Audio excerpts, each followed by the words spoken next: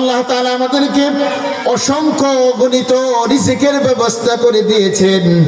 এই জন্য আল্লাহ বলেছেন, আমি তোমাদের কাছে কোনো কিছু চাই না, তোমরা তোমাদের পরিবার বর্গকে নামাজের আদেশ দাও, তাতে অবিচল থাকো, নামাজ পড়ো, সালাত আদায় করো। আর তোমাদের জন্য আমি বিশাল উপকরণ রেখেছি, আমি তোমাদের কাছে কোনো কিছু চাই না, আমি শুধু চাই ওয়াসজুদু ওয়াকতারিব, তোমরা আমাকে সেজদা করো, আমার গোলামি করো। জোরে বলুন সুবহানাল্লাহ। আল্লাহ কি চান? শুধু আল্লাহ পাকের সেজদা, আল্লাহর দাসত্ব, আল্লাহর গোলামি, আল্লাহকে আমরা স্মরণ করি, আল্লাহ সেইটাই চান। জোরে বলুন ঠিক কিনা ভাই? আমার ভাইরা, আল্লাহর নবী বিশ্ব নবী মুহাম্মদুর রাসূলুল্লাহ সাল্লাল্লাহু আলাইহি সাল্লাম বলেছেন, নামাজ পড়লে গুনাহ মাফ হয়।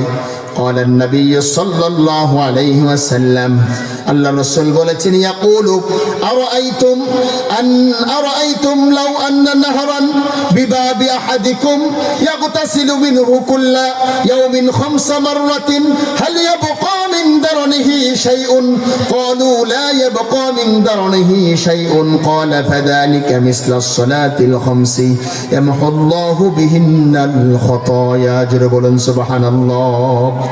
আল্লাহর হাবিব বিশ্ব নবী দু জাহানের বাদশা নবী গুনাহগার উম্মতের কান্ডারি নবী মুহাম্মদুর রাসূলুল্লাহ সাল্লাল্লাহু আলাইহি সাল্লাম বলেছেন, সাহাবীদেরকেও আমার সাহাবীরা মনে করো, তোমাদের কারো বাড়ির দরজার সামনে একটি নদী আছে, যে ওই নদীতে 5 বার দৈনিক গোসল করে তার শরীরে কোনো ময়লা থাকতে পারে না।